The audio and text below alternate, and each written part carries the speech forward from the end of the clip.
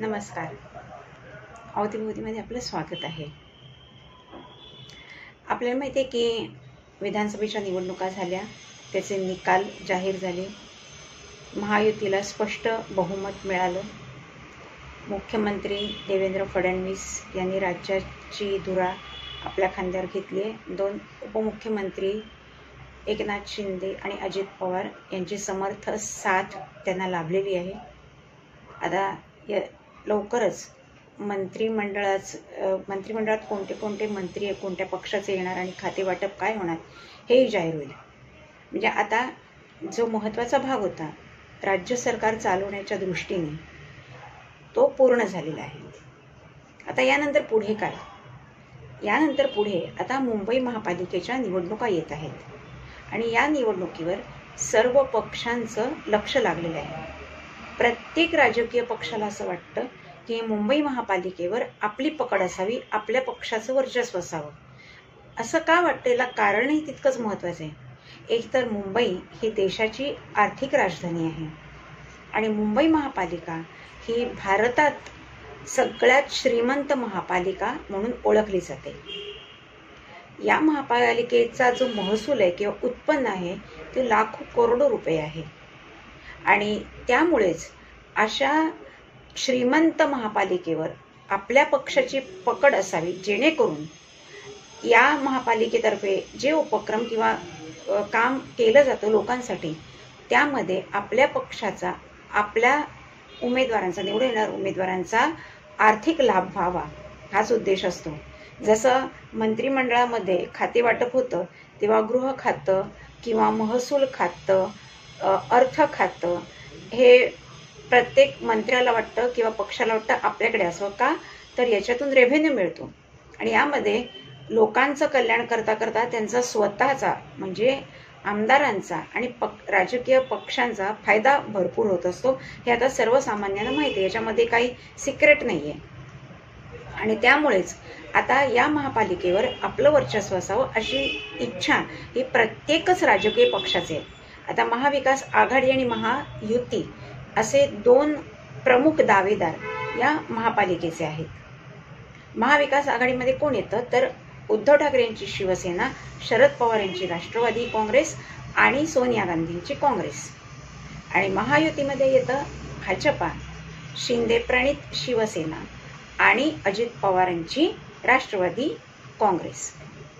आत्तापर्यंत आपण जर पाहिलं तर सर्वाधिक वेळेला मुंबई महापालिका, अपवाद असेल 1-2 वेळा, ही शिवसेनेच्याच ताब्यात राहिलेली आहे. आणि शिवसेना ही आत्तापर्यंत म्हणजे 2019 पर्यंत जेव्हा या निवडणुका महापालिकेच्या झालेल्या आहेत तोपर्यंत ती विभाजित नव्हती. ही एकसंध शिवसेना होती बाळासाहेब ठाकरे यांच्या नेतृत्वाखालची. उद्धव ठाकरे हे आधी बाळासाहेब ठाकरे होते आणि त्याच्यानंतर उद्धव ठाकरे यांच्या हातामध्ये सगळी सूत्र या शिवसेनेची होती आणि त्यामुळे अशा शिवसेनेचाच प्रमुख पक्ष म्हणून महापालिकेमध्ये ओळखला जातो आणि आत्तापर्यंत सर्व महापालिकेचा कारभार हा शिवसेनेच्याच हातात राहिलेला आहे. आता चित्र वेगळं आहे. आता शिवसेना विभाजित झाली, स्प्लिट झाली. शिवसेनेचे 2 गट झालेत, एक उद्धव ठाकरे यांची शिवसेना आणि एक एकनाथ शिंदे यांची शिवसेना. आता एकनाथ शिंदे यांच्या म्हणण्याप्रमाणे माझीच शिवसेना म्हणजे त्यांची शिवसेना ही खरी बाळासाहेबांचा वारसा सांगणारी शिवसेना आहे, कारण त्यांनी हिंदुत्व सोडलेलं नाही आणि ते बऱ्याच अंशी 100% खरं आहे असं म्हणायला जागा आहे आपल्याला. आणि उद्धव ठाकरे यांनी हिंदू हृदय सम्राट हे नाव जेव्हा आपल्या वडिलांच्या मागचं काढून घेतलं आणि आता त्यांनी ज्या प्रकारे मुसलमानांची भलावण केली किंवा सोनिया गांधीचे ते तळवे चाटतात, शरद पवारांपुढे अगतिक होऊन बसतायत आणि हिंदुत्वाचा मुद्दा त्यांनी सोडलेला आहे, हे सगळ्या पक्षांनी पाहिलेलं आहे, सामान्य जनतेने पाहिलेलं आहे. आणि त्यामुळेच आताच्या विधानसभा निवडणुकीमध्ये हिंदुत्वाच्या मुद्द्यावर शिंदे साहेबांच्या पक्षाला प्रचंड बहुमत मिळालं आणि त्यांचे 57 आमदार निवडून आले. आता भाजपालाही अर्थात स्वबळावर मिळालेले आहे, राष्ट्रवादीलाही स्वबळावर मिळाले, पण भाजपा आणि शिवसेना जी एकनाथ शिंदे यांची यांनी हिंदुत्वाचा प्रचार खूप दमदारपणे केला आणि त्याला राष्ट्रीय स्वयंसेवक संघही कारणीभूत आहे, कारण त्यांनी जागृती निर्माण केली जनतेमध्ये. साधू, संत, महंत, प्रवचनकार, कीर्तनकार यांच्या माध्यमातून छोट्या बैठका घेतल्या, अनेक कार्यक्रम केले आणि लोकांना दाखवून दिलं की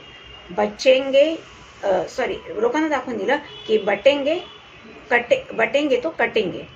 आणि मोदींचा नारा होता की साथ है तो सेफ है. आणि हे हिंदूंनी पक्क ओळखलं आणि त्यामुळेच भरभरून मतदान त्यांनी भाजपाला, एकनाथ शिंदे यांच्या शिवसेनेला दिलं. आणि उद्धव ठाकरे यांना 18 ते 20 मला वाटतं जागा, 19 जागा मिळालेल्या आहेत. शरद पवारांना जेमतेम 10 आणि काँग्रेसला तर अगदीच नगण्य जागा मिळालेली आहेत. त्यांना त्यांची जागा महाराष्ट्रातल्या जनतेने दाखवून दिलेली आहे.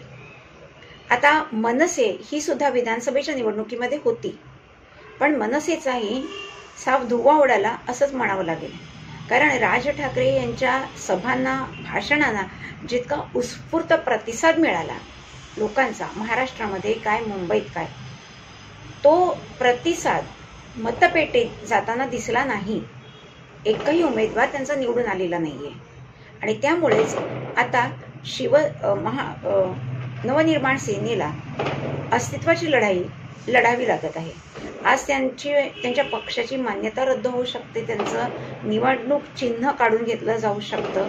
आणि एवढी नामुष्की ते स्वतःवर ओढवून घ्यायला तयार नाहीत. कोणताच पक्ष होणार नाही असे तेही तयार नाहीत, कारण 2006 साली त्यांनी या पक्षाची स्थापना केली. आज 2024 आहे. जवळजवळ 18 वर्ष ते हा पक्ष चालवत आहेत, पण त्यांना म्हणावं तसं यश मिळालेलं नाही. त्याला अनेक कारणं आहेत. एक म्हणजे बाळासाहेब ठाकरे यांच्या हयातीतच त्यांनी ही नवनिर्माण सेना सुरू केली. त्यामुळे साहजिकच बाळासाहेब ठाकरे जोपर्यंत शिवसेनेचं नेतृत्व करत होते आणि शिवसेना जोपर्यंत एकसंध होती, तोपर्यंत लोकांचा नैसर्गिक कल हा शिवसेनेकडेच होता. आणि त्यामुळेच बाकीच्या पक्षांना महापालिकेत किंवा विधानसभेमध्ये जिंकायला फार स्वबळावर जिंकायला कमी वाव होता. आणि त्याचमुळे एक हाती सत्ता ही शिवसेनेच्या ताब्यात महापालिकेची अनेक वर्ष राहिली. आता मनसेच्या जेव्हा अस्तित्वाचा प्रश्न निर्माण झालेला आहे, हा का झालाय तर तुम्हाला थोडक्यात सांगते. याच्यासाठी निवडणूक आयोगाचे काही निकष आहेत. एक पहिला निकष आहे म्हणजे एकूण मतदानाच्या 8% मतं ही त्या पक्षाला मिळणं आवश्यक आहे आणि त्यांचे 1 किंवा 2 आमदार हे निवडून आले पाहिजे. हे जर नसेल तर दुसरा एक निकष आहे की एकूण मतदानाच्या 6% मतं ही पक्षाला मिळाली पाहिजेत आणि 3 आमदार त्यांचे कमीत कमी निवडून आले पाहिजेत. हे दोन्ही निकष मनसेकडून पूर्ण झालेले नाहीत. एकूण मतदानाच्या फक्त 1.55% मतच मनसेला मिळालेली आहेत आणि त्यांचा एकही आमदार निवडून आलेला नाही. आणि त्यामुळेच त्यांची संघटना किंवा त्यांचा पक्ष हा धोक्यात आलेला आहे. आता अस्तित्वाची लढाई त्यांची आहे, त्यामुळे स्वाभाविकच आहे की त्यांना कोणत्या तरी पक्षाबरोबर युती करावी लागणार. आणि त्यामुळेच त्यांनी निवडणुकीच्या प्रचाराच्या आधीच सांगितलं होतं की माझ्या पक्षाचा बिनशर्त पाठिंबा भाजपाला राहणार आहे. आणि आता निवडणुकीचे निकाल लागल्यानंतरही त्यांनी असं जाहीर केलेलं आहे फडणवीस सरकारच्या बाबतीत की तुमचं अभिनंदन आणि तुमच्या सगळ्या चांगल्या विधायक कामांना माझा पाठिंबा असेल, पण तुमचं जर काही चुकत असेल तर ते आम्ही सार्वजनिकपणे लोकांपुढे मांडू आणि त्याच्याबाबत लढा देऊ. आता हे त्यांनी स्पष्ट केलंय. आणखीन एक महत्त्वाचा मुद्दा आपल्याला लक्षात घेण्यासारखा आहे की मनसेने आपले जे काही 51 उमेदवार या निवडणुकीच्या रिंगणात उतरवले होते, त्यापैकी त्यांनी जवळजवळ सर्व उमेदवार अशा ठिकाणी उभे केले होते जिथे भाजपाचे उमेदवार नाही आहेत, जिथे शिवसेनेच्या एकनाथ शिंदे गटाचे उमेदवार आहेत आणि उबाठाचे उमेदवार आहेत. आता अशा मतदारसंघामध्ये उबाठाचे उमेदवार होते, म्हणजे उबाठांच्या शिवसेनेचे आणि एकनाथ शिंदे यांच्या शिवसेनेचे उमेदवार होते. अशा ठिकाणी त्यांनी तिसरा उमेदवार म्हणून मनसेच्या उमेदवाराला उभं केलं. मराठी माणसांचं झुकतं माप जसं शिंदे साहेबांना होतं तसंच मनसेला होतं, कारण ते मराठी लोकांसाठी नेहमी आवाज उठवतात किंवा काही चांगल्या गोष्टी करायचा प्रयत्न करतात. काही चांगल्या गोष्टी त्यांनी केलेल्या देखील आहेत. पण यामुळे झालं काय की लोकांना असं वाटलं की नेमकं कोणाला मतदान करायचं, मनसेला करायचं का शिंदेच्या उमेदवाराला करायचं. आणि यामुळेच हे मतविभाजन झालं आणि शिंदे सरकारला जी एक गठ्ठा मतं मिळाली असती ती डिव्हाइड झाली आणि काही मतं मनसेला मिळाली, काही मतं शिंदेच्या उमेदवाराला मिळाली. याच्यात फायदा कुणाचा झाला तर उबाठाच्या उमेदवाराचा. आणि अशा 9 ते 10 ठिकाणी उबाठाचे उमेदवार निवडून आले आणि त्यामुळेच त्यांचे 18 किंवा 19 आमदार हे निवडणूक जिंकून आले. आणि जर अशा प्रकारे मनसेने आपले उमेदवार उभे केले नसते तर आज शिवसेनेला सुद्धा 7 किंवा 8 उमेदवारांवर आमदारांवर समाधान मानावं लागलं असतं. त्यामुळे जनमानसात किंवा सर्वसामान्यामध्ये असा एक मतप्रवाह आता निर्माण झालेला आहे की हे दोन्ही भाऊज आहेत, राज ठाकरे आणि उद्धव ठाकरे, हे फक्त सार्वजनिक ठिकाणीच आपण एकमेकांच्या विरोधात आहोत असं भासवतात आणि एकमेकांवर टीका सार्वजनिक सभांमध्ये करतात, जेणेकरून लोकांना खूप बरं वाटेल. पण आतल्या आत हे दोघे भाऊ एकमेकांना मिळालेले आहेत, कारण त्यांच्या अशा निर्णयामुळेच उद्धव ठाकरेंना फायदा झालेला आहे. आणि असा जर निर्णय त्यांनी घेतला नसता तर हे 8-9 आमदार जे एक्स्ट्रा निवडून आले शिवसेनेचे, म्हणजे 19 पैकी तेवढेच शिंदेना मिळाले असते आणि शिंदेचे आणखीन सगळेच्या सगळे आमदार हे निवडून आले असते. पण असं झालेलं नाही. आता याच्यामध्ये लोकांचं मत खरं आहे खोटं आहे हे फक्त या 2 नेत्यांनाच माहीत असेल. असं आपण जरी म्हटलं तरी आत्ताचे जे मुख्यमंत्री आहेत देवेंद्र फडणवीस यांचे मात्र विचार या बाबतीत वेगळेच आहेत. जेव्हा त्यांना असा एका मुलाखतीत प्रश्न विचारला गेला की मनसेच्या राज ठाकरे यांनी भाजपाच्या विरोधात उमेदवार उभा न करता शिंदेच्या उमेदवारांच्या विरोधात आपला उमेदवार उभा केला होता आणि त्यामुळे मतविभाजन झालं आणि त्याचा फायदा उबाठाला झाला. त्यावेळेला फडणवीसांनी उत्तर असं दिलं की मनसेने आम्हाला पाठिंबा बिनशर्त दिला होता विधानसभेसाठी.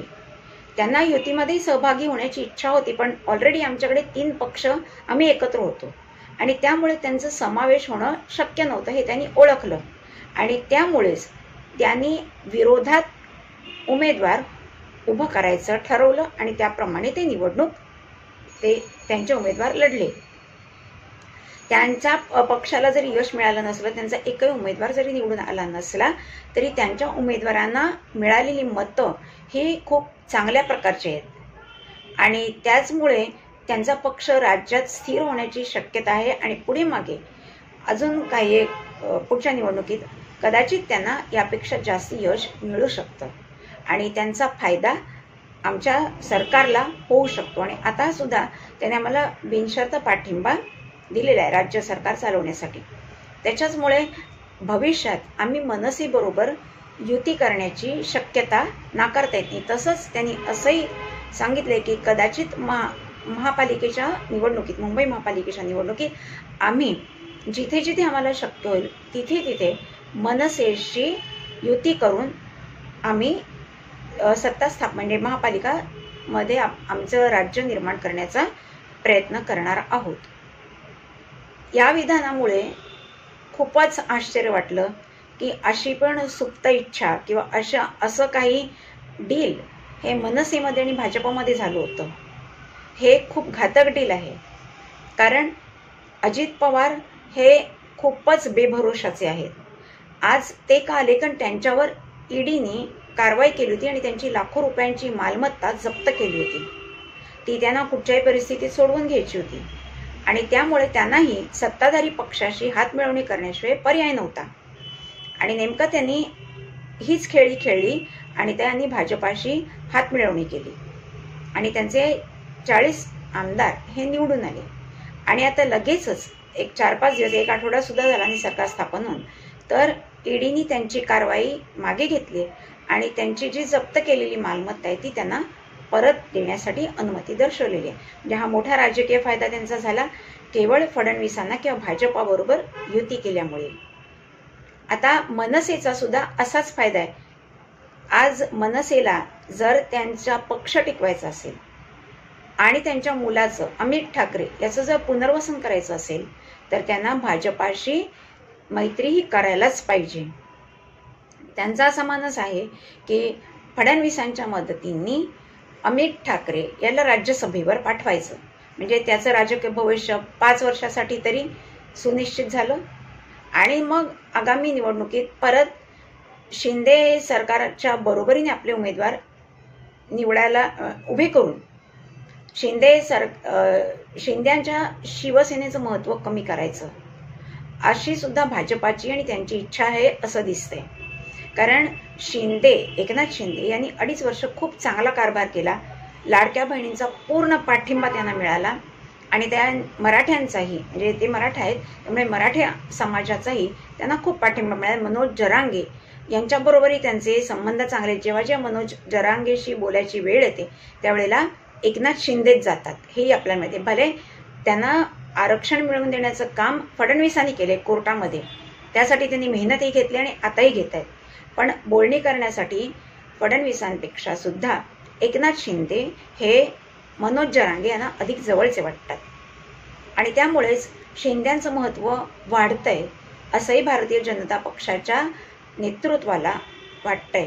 आणि त्यामुळेच त्यांचं महत्त्व किंवा त्यांची घोडदौड कुठेतरी रोखण्यासाठी ही राजकीय चाल खेळली जात आहे, हे जनसामान्यांना कळतंय. आता जनसामान्य जे आहेत, सर्वसामान्य मतदार नागरिक यांना आता हे सगळे राजकीय डावपेच कळायला लागले. आता कोणी अनभिज्ञ नाही. आता सोशल मीडियावरनं सुद्धा याच्याबद्दल खूप उहापोह होतो. सगळे न्यूज चॅनल 24 तास याच्या प्रकारच्या बातम्या, माहिती प्रसारित करत असतात. त्यामुळे आता हे जे सिक्रेट डील वगैरे काही आहे ते आता फारसं सिक्रेट राहत नाही, हे सर्वसामान्यांना कळून चुकलंय. पण आणखीन एक महत्त्वाचा मुद्दा भाजपाने याबाबतीत लक्षात घेतला पाहिजे. 2014 मध्ये जेव्हा लोकसभेचं मतदान होतं, इलेक्शन होतं, त्यावेळेला राज ठाकरे यांनी मोदींना पाठिंबा दिला होता आणि 2019च्या लोकसभेच्या निवडणुकीत त्यांनी मोदी हटाव या मोहिमेत भाग घेतला होता आणि ते मोदींच्या विरोधात होते. परत 2024 मध्ये त्यांनी मोदी सरकारला पाठिंबा जाहीर केला. म्हणजे राज ठाकरे यांचा पक्ष किंवा राज ठाकरे हे स्वतः हे संधी साधू आहेत असं ह्याच्यातून जाणवते. जिथे त्यांना वाटतं की यांच्याशी हातमिळवणी करून आपला फायदा आहे तिथे ते त्याबरोबर जातात आणि जेव्हा कळतं हातमिळवणी करून सुद्धा काही विशेष पदरात पाडून घेता आलेलं नाही तेव्हा ते त्याच्या विरोधात जातात. आता ही सुद्धा त्यांची राजकीय काय म्हणू विवशता आहे, मजबुरी आहे की त्यांना फडणवीसांबरोबर जायला लागते आणि त्यांचे हेतू जेव्हा साध्य होतील त्यावेळेला परत ते आपला ठाकरी बाण्यावर येण्याची शक्यता आहे. आणि त्यामुळे यांच्यापासून भारतीय जनता पक्षाने सावध राहावं असं सर्वसामान्यांची एक विचारधारा किंवा मतप्रवाह आपल्याला दिसून येतो.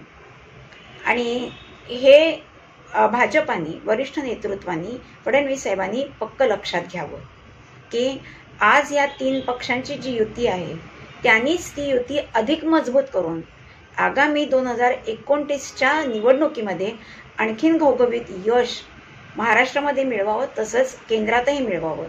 पण हे जे छोटे छोटे पक्ष, हे जे पक्ष आहेत ज्यांचं अस्तित्व अजूनही नाही आहे कुठेही राजकीय क्षितिजावर, अशांशी हातमिळवणी करून जे आपले खरे मित्र आहेत किंवा जे हिंदुत्वाच्या ओढीने उद्धव ठाकरे यांना सोडून मोठं धाडसच केलं, त्यांनी 40 आमदारांना घेऊन आपल्यासोबत आले, त्यांना महत्त्व द्यायचं.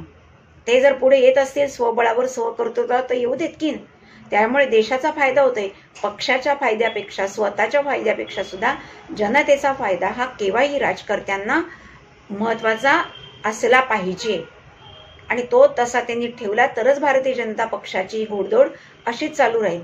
पण जर हे डावपेचाचं राजकारण जर भारतीय जनता पक्ष करायला लागला तर सगळी सहानुभूती जी आता भाजपाला होती, अगदी मुख्यमंत्री बनावा भाजपाचा आणि देवेंद्र फडणवीसच व्हावे यासाठी सर्वसामान्यांनी आकांत केला, म्हणजे त्यांचा मनापासून इच्छा होती आणि त्याप्रमाणे ते साध्य झालं. त्यांनी आनंदही व्यक्त केलेला आहे. पण आज जर केवळ शिंदे यांना शह देण्यासाठी किंवा त्यांची घोडदौड रोखण्यासाठी जर मनसेबरोबर हातमिळवणी केली जात असेल तर ती अयोग्य आहे.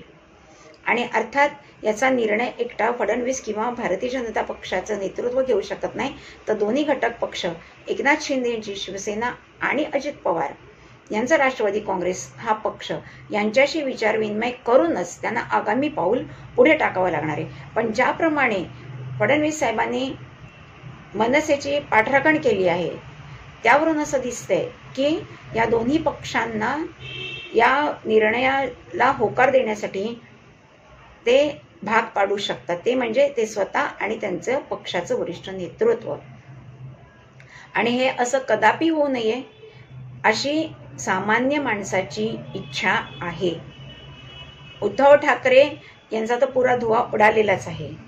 आणि आता जी शिवसेना आहे तीच मला वाटतं खरी शिवसेना एकनाथ शिंदे यांची. आता कोर्टातून ते सिद्ध झालं तर सोन्याहून पिवळंच आहे.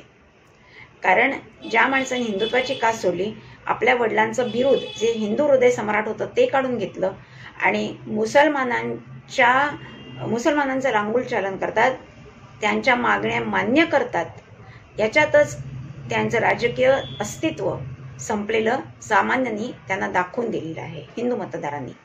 आणि त्यामुळे आणखीन राजकीय खेळी खेळण्यापेक्षा एकनाथ शिंदे यांची जर प्रगती होतीये तर ती होऊ द्यावी आणि त्यांच्यासोबत भाजपाने राहावं. जसं पूर्वी समीकरण होतं की भाजपा आणि शिवसेना, तेच समीकरण एकनाथ शिंदे यांच्या रूपांच्या शिवसेनेमध्ये भाजपाने शोधावं आणि शिंदे सरकारनेही जास्ती आपलं यश आपल्या डोक्यात जाऊन न देता थोडं 4 पावलं जरी मागे यायला लागलं तरी मागे येऊन युती सोडू नये आणि भाजपाची साथ सोडू नये अशी त्यांनाही विनंती आहे. होता होईस्तोवर मनसेला त्यांचा बाहेरून पाठिंबा जरूर घ्यावा. त्यांना राजकारणामध्ये म्हणजे सत्तेमध्ये सहभागी न करता जर बाहेरून पाठिंबा द्यायचा असेल तो घ्यावा. म्हणजे तो पाठिंबा यदा कदाचित काढून घेतला गेला तरी चालू शकतो. आणखीन मला वाटतं की फडणवीस साहेब किंवा भाजपाच्या नेतृत्वाला मनसेला जवळ करण्यामध्ये एक महत्त्वाचा मुद्दा वाटतो, तो म्हणजे ठाकरे ब्रँड. आता शिवसेना आणि ठाकरे हे अगदी अतूट असं समीकरण आहे आणि त्यामुळेच आता या समीकरणाला छेद दिलाय तो शिंदे यांनी. पण शिंदे यांच्या पुढे ठाकरे ब्रँडची व्हॅल्यू नाही आहे. आणि राज ठाकरे यांच्या आडनावात ठाकरे ते त्यांचे पुतणे आहेत, ते स्वतःला त्यांचे राजकीय वारसदार समजतात. आणि हिंदुत्वाच्या मुद्द्यावर किंवा मराठी माणसांसाठी जसं बाळासाहेब ठाकरे यांनी परिश्रम घेतले, खरोखर घेतले, त्याप्रमाणे ते परिश्रम घेत आहेत असं सारखं वारंवार ते जनतेला सांगतायत. आणि त्यामुळे ठाकरे नावाची जी जादू आहे ती भाजपाला हवी आहे. आणि याच कारणास्तव कदाचित राज ठाकरेंना तेवढं महत्त्व देत असावेत. त्यांची काय कॅल्क्युलेशन्स किंवा त्यांचे काय विचार असतील, त्यांच्या नेत्यांचे किंवा त्यांच्या पक्षप्रमुखांचे जे काय विचार असतील ते असू देत, पण प्रत्येक वेळेला भाजपाने जनसामान्यामध्ये जी विचारधारा आहे, त्यांची जी मतं आहेत, त्याचा आदर करूनच पुढचं पाऊल टाकलं पाहिजे. असं नाही की सत्ता आता आमच्या हातात आली, आम्ही याच्यापुढे 5 वर्ष काही निर्णय घेऊ शकतो, ते पुढच्या निवडणुकीत त्यांना महाग पडतील आणि याचा फटका परत सर्वसामान्यांनाच बसणार आहे. कारण जर भाजपावरून त्यांचं मन उतरलं तर शिवसेना हा राजकीय पक्ष आहे, त्याला देशव्यापी म्हणता येणार नाही, तो रिजनल पक्ष आहे. तर त्यांच्या बळावर केंद्रात सत्ता येऊ शकत नाही किंवा महाराष्ट्रात सुद्धा फक्त त्यांच्या नावावर एक हाती सत्ता मिळू शकत नाही. आणि त्याचमुळे शिंदे साहेबांनी सुद्धा आता जसं झुकतं माप घेतलं आणि ते उपमुख्यमंत्री पद त्यांनी स्वीकारलं, तसंच भविष्यातही दोन्ही पक्षांनी हे पक्क लक्षात ठेवावं की जसं जनतेला तुम्ही सांगता की साथ आहे तो सेफ आहे, तसंच या पक्षांना मला सांगावंसं वाटतं की एकनाथ शिंदे यांची शिवसेना आणि भाजपा साथ है तो दोनों का भविष्य सेफ है. अगर आप बटेंगे, दो अलग अलग हो जाएंगे, तो आप कटेंगे.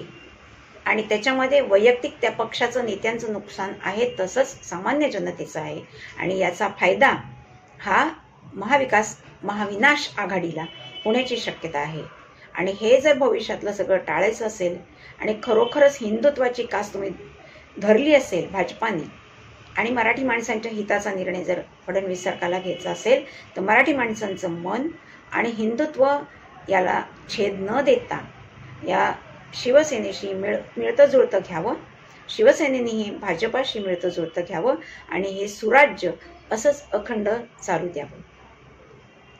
व्हिडिओ आवडला असेल तर लाईक करा, शेअर करा, सबस्क्राईब करा. पुन्हा भेटूया नवीन विषयासह. नमस्कार.